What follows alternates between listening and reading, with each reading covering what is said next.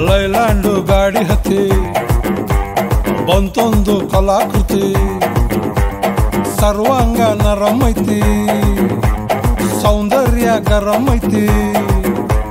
high class ಹಂಸ ನಡಿಗಿ ಹಲ್ಲಂಡೆ ವಂಶ ಬೆಡಗಿ ಸುತ್ತಳತಿ ಮೊಸರು ಗಡಿಗಿ ಸವಿನಂತಿ ಕೇಳ ಹುಡುಗಿ ಸೊಂಟ ಸುಮುಖ ಯಾಕ ಬಿಡುತ್ತಿ